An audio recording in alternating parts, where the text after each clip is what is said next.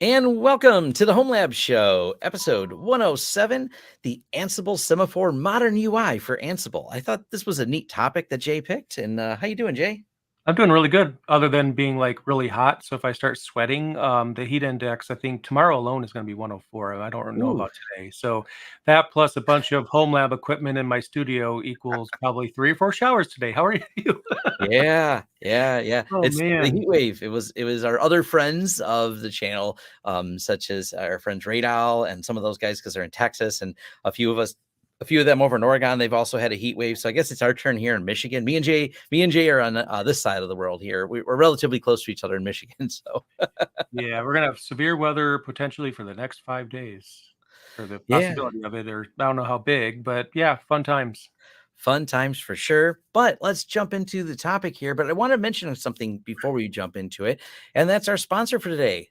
Linode. They're back and they're sponsoring us, and things are going well. They are a great place to run. Maybe you have some things you want to deploy in the cloud. Maybe you want to use Ansible to deploy that in the cloud. And Linode has a cloud offering for you. Head over to the link down below to sign up for Linode. Get started with their process. Matter of fact, I did a recent video using Linode with my unified controller stuff. I really like their new interface. I had actually kind of been slacking. Jay told me how good it was, and then I went in there and set some stuff up. I'm like, okay, this was easy to deploy, simple to set up. Their interface is nice. It's a great place to host any of the solutions where you don't want that heat in your home lab. You maybe want it out in their lab. Great place to set things up. We thank them for sponsoring the show. Use our offer code, the Home Lab Show, and get a discount. Get started with Linode. Thank you again for being a sponsor. And as a side note, anybody watching the live stream or the video after the fact, we have synchronized cameras. Oh, We both oh have yeah, the same model of camera now because I decided to go to the A6600. So if anyone was yeah. curious, if I look any different, I doubt it because I set everything the same. But if the pixels look better, there's that. But today it's not about pixels; it's about Semaphore. Semaphore, Ansible Semaphore, definitely a interesting topic. We've talked about Ansible, but of course, and I. It's funny because in the olden days, and I feel like this is less of a problem now, where the older tech curmudgeons complain about kids these days only want to use a web UI. I think a web UI makes some of these complicated tasks a little bit easier, and I Mhm. believe that's kind of the purpose of this is to give you another dashboard for it. This is a little bit of a discussion me and Jay had of appliance versus custom built. That's another episode we did. And one of the advantages you get, like I know I can do a lot with ZFS from the command line, but TrueNAS makes my life a whole lot easier, especially things like when you want to set up replication. So I think there's a lot of value in making it easier because unless your core focus is becoming an expert at command line ZFS, then maybe you should just run TrueNAS and maybe your focus can then be something else or it is something else. So I think the same thing with this Ansible, which I'm about to learn about it. I've briefly read through it. I let Jay drive the topic on Yeah. this one, and it definitely looks interesting. So let's hear all about it.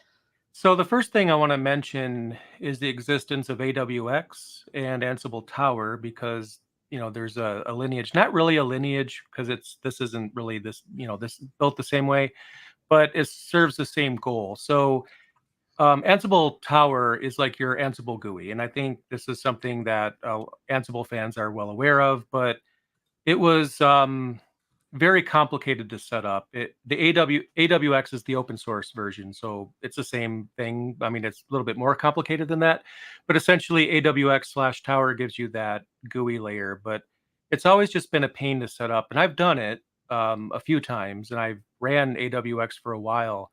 But I just kind of felt like it's just too cumbersome to set up, and I never really did a tutorial on it.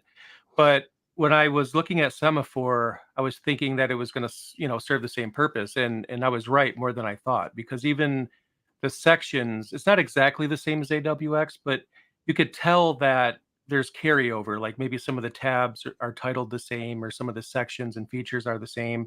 Some of the workflow is the same, but it's just a lot easier to use. So essentially, what this allows you to do is have Ansible playbooks in a repository. It can download those and then run them against your host, but it could do that through the web browser. But the cool thing about this is if you're a command line person at your company or at home, obviously we kind of all are, aren't we?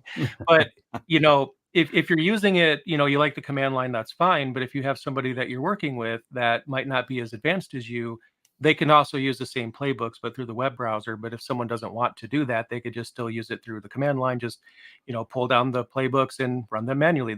It doesn't stop you from doing that. But I do like the fact that for people that just want a GUI, or maybe have friends they're working with, or coworkers at work or something, they have whether you're advanced or you're not, you have a way of interacting with the playbooks. And when it comes to Semaphore, it's just really easy. Like I sat down to set this up, and I figured I'm going to be here a while. I just kind of feel that way because I'm just, setting something up and it takes a while. Not that there's not a lot to learn, but it was just easy, like beyond easy. It was just ridiculous how easy it is. It's great. So I'll talk about the setup process first, and then I'll, talk about more of the features. So when you go to their website, the first thing you'll see is something like snap install Semaphore or something. I don't remember the verbiage, but they mention a snap package there. And on their website, you won't see anything else. But if you go to the docs tab and then go to the installation page, you'll find that there's actually a bunch more ways that you can run this. You don't have to use the snap package. Um, so, for example, there's a repository package if you want to run it on Debian, Ubuntu, or equivalent, or CentOS related distros. So you could, DNF install, apt install after adding the repository, or you could just download the binary and // and call it a day. I mean, you don't even have to install it if you don't want to. And they also provide a systemd service if you want that. They give you like a template. You just change the path to wherever you save the binary. It'll probably be user bin Semaphore or something like that if it's installed. But I just did the // method, just pull down the binary, and you could create your custom systemd script if you want to run it as a service. But no matter what, when you pull it down or you install it, the first thing to do is run Semaphore setup. It's going to ask you a bunch of questions. It's going to use the answers to those questions to develop or generate a config file that'll be in the same directory. You could tell it to put it somewhere else if you want. It'll just ask you, like, do you want Telegram notifications, email notifications, Slack notifications? Where do you want your playbooks to be stored when they're pulled down? Number of questions that'll help, differentiate how you want yours set up. And then to run it, you run Semaphore and you point it to the config file that was generated previously, and that causes it to run. One of the questions it'll ask you is which database server you want to use. So it'll give you an option for MySQL, Postgres, or BoltDB, which I've never heard of before this. And I still don't know anything about it. So I'm just going to tell you what I think it is based on what I've seen. It's almost like having a SQLite local database file that's not SQLite. So if you don't have a database server, that's what I used because I was just testing it out. And I didn't want to set up a database server, so I went with that. And then it runs on, I believe, port 3000. Just go to your IP or your domain at that port, and then it's there. And then at that point, you'll see a bunch of sections, and you can start using it. So setup is like really, really simple. Yeah, and I was looking in the installation. You got, like you said, Snap, Package Manager, Docker, or binary file, and it's well documented as well. Like I would just read through their documentation. I'm like, oh, this is easy. Like they got the Docker compose file all laid out. You just got to put your variables in and just run with it. Yep. Yeah, I'm glad you brought that up. I totally forgot about the Docker aspect of it. So when you have this set up, you have several sections that you have to set up. I guess this is the only thing that was a little bit annoying, and consider that what I'm about to complain about is very petty and it doesn't matter. So if this is my biggest complaint, then that's pretty darn good. So when you go to create a task template, which is essentially you want to run something, you want a template that you run against your host. It's going to ask you for the environment, the repository, the key, but it doesn't give you an option to set any of that up right there. And it doesn't tell you that you have to have those ahead of time.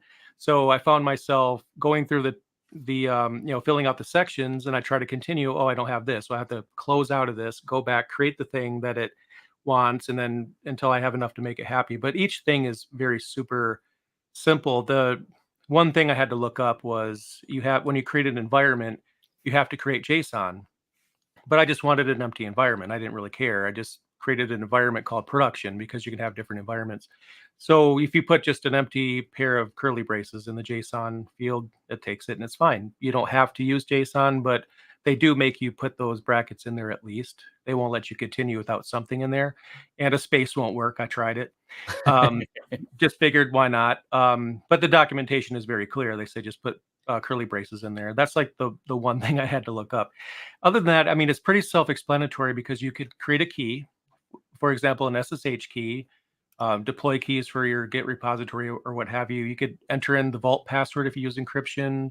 You can enter in the sudo password if you want to do that. Like if you're setting up a machine for the first time and it's not even really set up, that might be a way to do it. And you go through all these sections, and then once you have those things filled out, you create an inventory, and you add all your computers to that, or servers or whatever it is, and then you can run tasks against the group or your environments. Basically, you could create a inventory of web servers or an inventory of this or that, or you group them how you want, and then run tasks against those groups, even going down to production or development or something like that if you have a test environment, for example. So you can really control like which hosts get which job. And to use it, you create an Ansible playbook, and then the feature set becomes pretty much identical to Ansible because it uses Ansible. So the best way to use it is to have some playbooks in a repository, which is what I did. And I had one that just goes through and installs all updates on all servers. So simple. It just basically does the equivalent of apt upgrade on everything. And it works pretty well. I mean, it's pretty self-explanatory at that point. The logging is really good because you could go in and find out, okay, did this job run? Why did this one fail? Because it keeps track of everything that you do. So if you want to go back, and I didn't test this out, but apparently you can replay certain sections of your task book. So if something isn't working, you could kind of try to replay and get back to where you were. So they have some really smart features on this that I think are amazing. Other features that I wrote down in no particular order. Um, you could group playbooks to projects. So you could have different projects for different things you want to do. You could run playbooks on a particular schedule. That's pretty cool. So if you want something to run overnight, not a problem. Um, I already mentioned environments, inventories, access keys, and things like that. So you can manage all of those. And you could not only run your playbooks from inside your browser, you could delegate them to be run by another person. So you could actually have different users on here and say, hey, can you run this for me? And then give them access to it. And then they can just go ahead and do it for you. It's just me. So I didn't even think to ask you because like I didn't even know about that feature till it's probably too late leading up to the thing. But essentially I could delegate access to you. I haven't tried it yet, but that'd be kind of fun. Kind of And another note they have too is you can do LDAP and OpenID configuration as well. So if you have other authentication, they do have those other options in here. And it asks you about that too, the LDAP thing. When you set it up for the first time, it asks you during the process if that's something that you want, which is pretty cool. So you just go through the questions in your terminal when you set it up. There is a demo on their site. It doesn't work It's as of broken. today. We'll It's just throw that pretty out there. broke. The good Yeah. news is it's easy to set up, as Jay said, so you don't have to rely on a demo. I want to touch back on one thing though, Yeah. and maybe we'll do an episode on this at some point. But there's so many times that me and Jay have both been tagged on the socials or comments here about other authentication methods. It's cool that things like this Ansible supports LDAP. Mhm.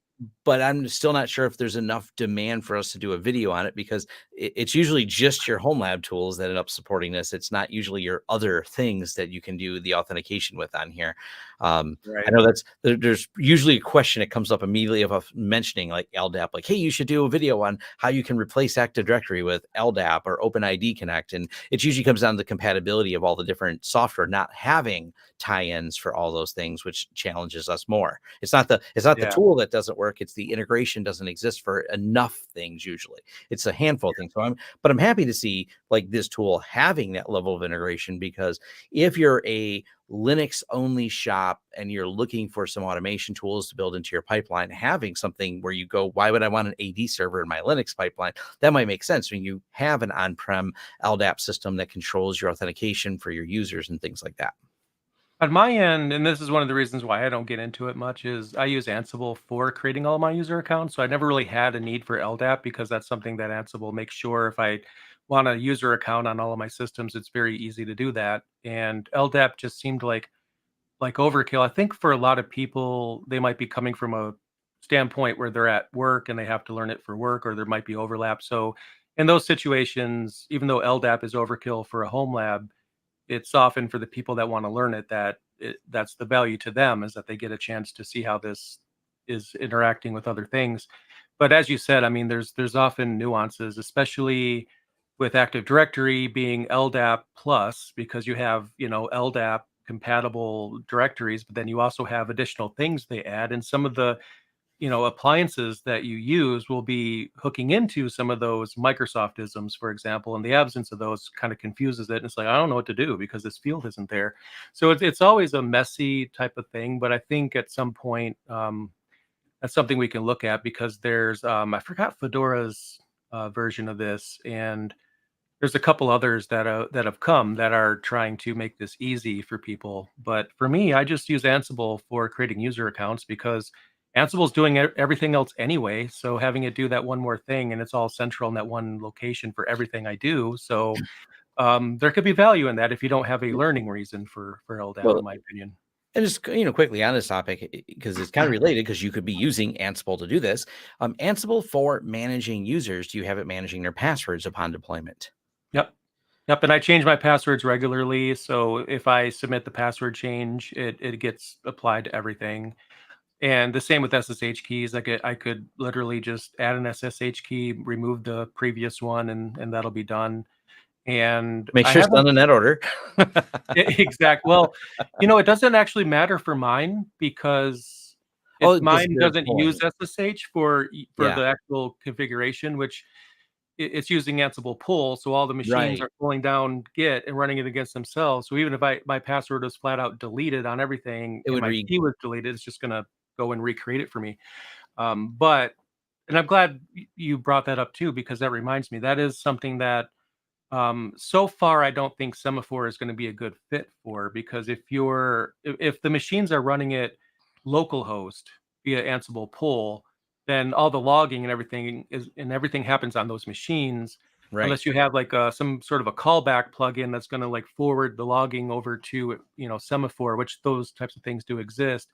And Semaphore really isn't made for that kind of thing. But what I'm going to use it for is for a utility server that I'm building, and I'm going to use Semaphore for this. So the idea is, maybe the first provision is something that Semaphore can run one-off things like updating packages. If there's a security vulnerability, and I want to make sure like all of them are updated, and I want to do it like and not wait the couple of minutes or something extra for my Git thing to pull down.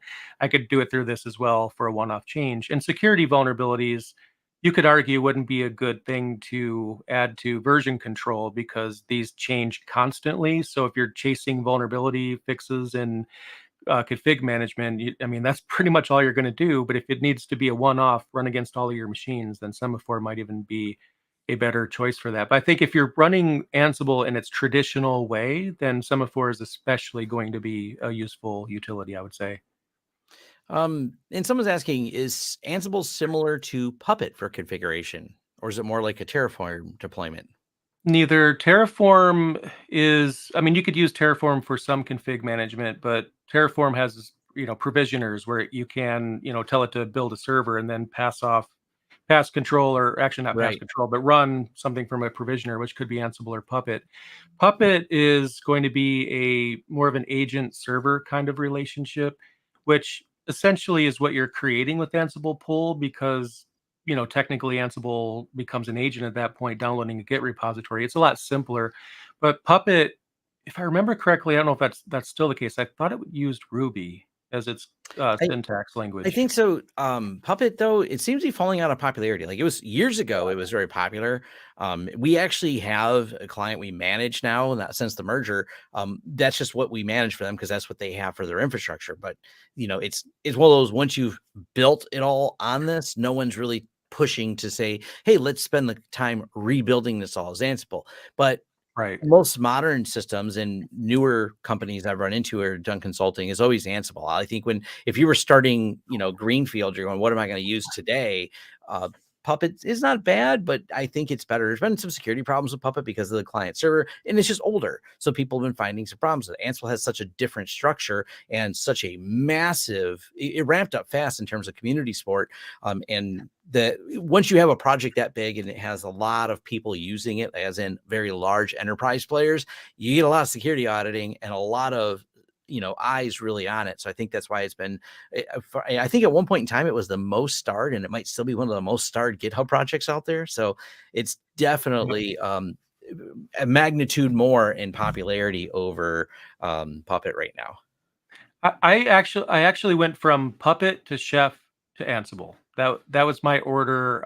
A job I was working for, a company I was working for, they already decided they wanted to run Puppet. When I started the company, I don't really care. I'll learn it, and I did. I maintained that for a couple of years, and then the next company wanted to use Chef, so I learned that, and I felt like Chef was heavier than Puppet, which is already kind of bloated in my opinion. But I didn't know there was a better way. But then friend of mine kept saying, "You have to try Ansible. You have to try Ansible." I'm like, "Nah, I don't want to right now." And then after he kind of wore me down for a while, and I'm like, "Oh my God, this Ansible thing is amazing. I told you." And I got really tired with, especially with Chef, explaining to stakeholders why there's CPU spikes regularly because the config tool is checking in, and you got to understand when it comes to stakeholders at a company, it's often the case where they might say, the server's 80% busy. What should we do? And I'm like, well, that's awesome. You're getting your money's worth. Your server's doing work. Congratulations. What? But it's at 80%. But do you want like a server that's underused? Good. Your server's used. You're getting work. It's doing work for Yeah. you. And then they see further spikes above that when the configuration management tool runs, and then you have to start explaining that to them. But then with Ansible, everything's even more lightweight. And sure, you're going to have a CPU spike no matter what you do, but it's going to be more.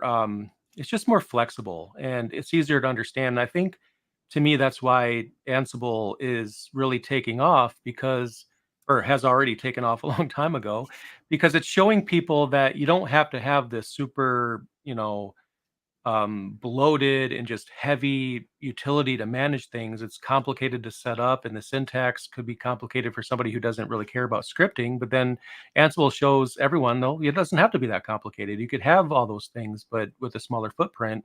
And I think it was brilliant. It's such a brilliant way to do it.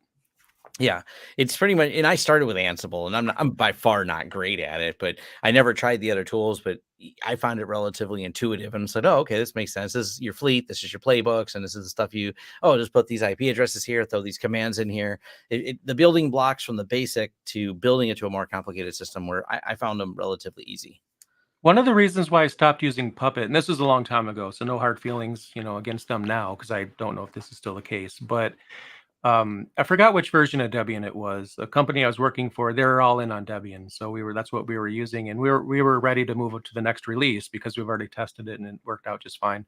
But that new release of Debian stable was not supported by Puppet, and a couple months in, I'm like, what's going on? And then, oh, we don't have it ready yet, and I'm thinking, wait a minute, you're not like supporting one of the most popular Linux distributions, I mean, Debian, on release day when like everyone else is supporting it and all these, it's like I couldn't, I think it took 6 months or something for them to actually come around and make that work.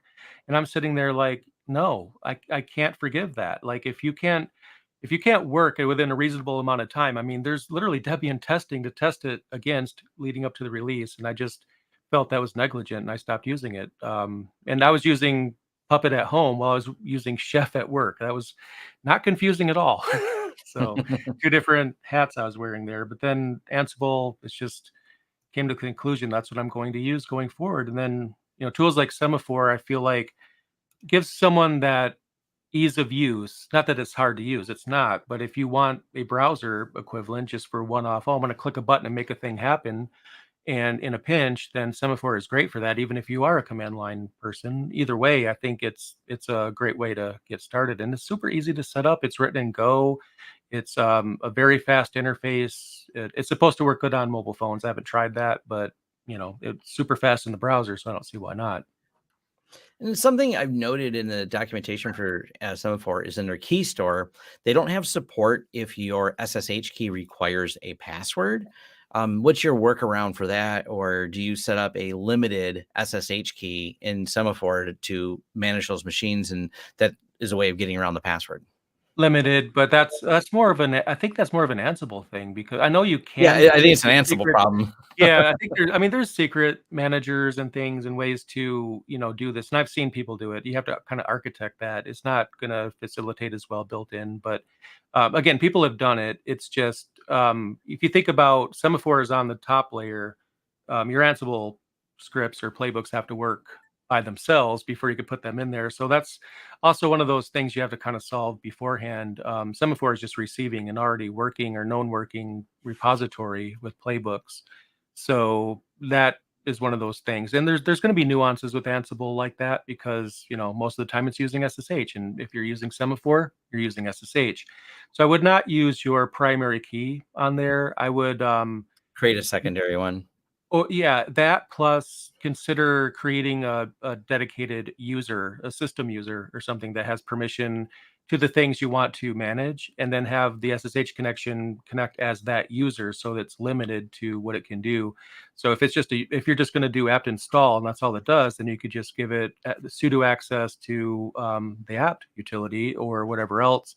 If you're configuring all the things, that doesn't scale well because the minute you have to do a second and then a third, it's already too much. Yeah. But So, and um, this is one of those tedious things that once you move up into the larger security models, you really think about the term is yeah. RBAC for role-based access controls. And this Yep. is the way you practice your principles of least privilege. These are really important that you assign these users if you just have an update user. That way, if someone ever gets a hold of your update mechanism, that doesn't give them the higher levels of privilege they need to get other things done.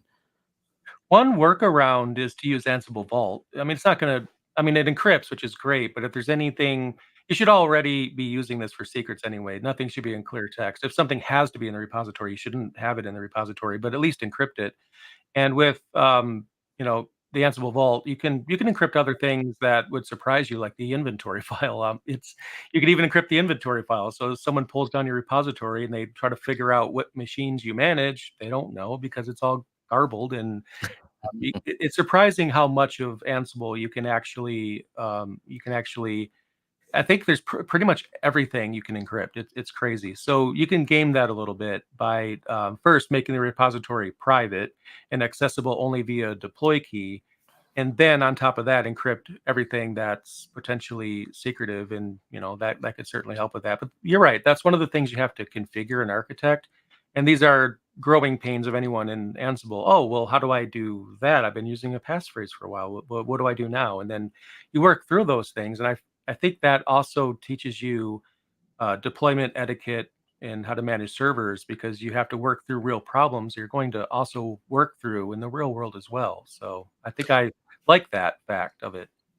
Yeah, and it's like I said, if you plan on doing this outside your home lab, these are all those scaling considerations because it's obviously easy. And as Jay mentioned, just being able to deploy or change your password everywhere. But it gets a Yeah. little different if you're managing 1,000 users. You're probably not going to manage 1,000 users with Ansible. But for machine deployments at scale and managing those service accounts on the machine where you want to have it, and maybe you have an incident where you go, I got to roll passwords on this, and you're using Ansible pull, you can just drop your updated one and pull those hashes all across there. So there's a lot of different methodologies to think about there, but you have to start with thinking and architecting it from ground zero, your greenfield, and make sure you have an idea that scales up and learning all of that fun stuff if you want to do it in the corporate world. Yeah, and I think that these puzzles are fun to me. Some people might find this frustrating. I think it's fun because you feel good after you figure out a way around these types of things. And even like users can scale better depending on how you architect it. Because if you have a playbook, like one playbook for all your users, you can do that because you could create variables for the username and the password hash, and then have like one file that's just straight down, like user password or whatever it is, has all the values in one file. and it just reads those values in when it applies the template. But even then, like you said, 1,000 users gets a little. At that point, you probably do need. I mean, you've already needed that probably by the time Oh you yeah. get to 100. I mean, at 100 that point, users is not going to manage yeah, share. I just want to no, make sure I'm answering some of the questions that are in the chat yeah, kind of about that of, well, does this scale? And this is called the Home Lab show. So but we encourage people who are wanting to sharpen their home lab skills to get into enterprise. That's why we bring this up and talk about it. But generally from the Home Lab show perspective and you getting started with it, this is an adequate way to manage your home lab, even if you have a few users in it. These yep. methodologies will scale to, well, most homes don't have that many people. We'll just throw that out there. Yeah, that'd be quite a house if Yeah, it if you had didn't. 100 people in your house, I mean, And that's a where are they different. sleeping? That's kind of. It's funny because it's a question that just come on my forums. People are like, I want to set up, some type of central management for all the users in my house. I'm like, how many users do you have? Oh, 3. And I'm like, I mean, a fun idea to play with and set that up, but just for the 3 people you Well, have, it's probably not too hard to just keep your life simple so there's less to manage.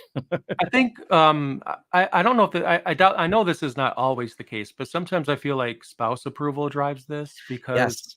if you're managing everything and then your significant other has to have a different password on his or her laptop versus desktop, then it's like they're constantly asking you for why is my password different and how do I do this, how do I do that, which means that they really kind of start to hate the fact that everything is complicated. And I feel like some people, they ask for roaming profiles and central password because that way the individuals in their house, they don't have to constantly have like unsynchronized passwords and files, which means the home lab person is probably spending more time explaining things to them than actually doing their hobbies. So I do kind of feel like there's that plays into this too, but at the same time, this is definitely something I want to explore. I just don't know when, but I do think there's probably at least some audience for this. So we'll see how that goes when I get a chance to do that.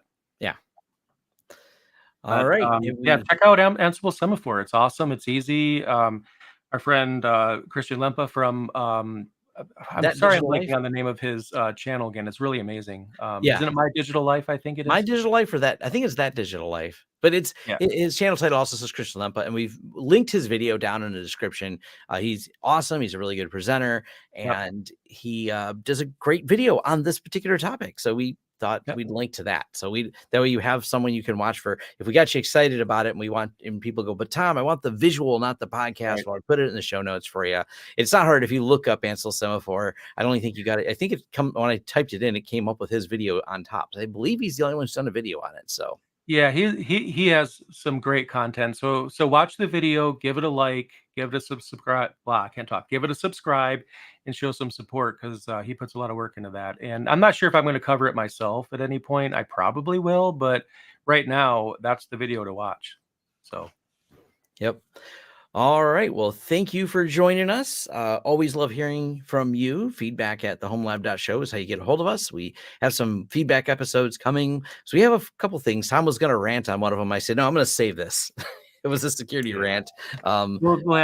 we have stuff to talk about. It's some misunderstandings people have, and I just want to make sure we clear them up. Make sure Yep. that misinformation does not reign free. We will rein it in. We will explain to you how some of these things work, and until then, just make sure everything's up to date. That's just the most important part. Get it all patched. Yep, All right. absolutely. Thanks, and see you next week. Thanks.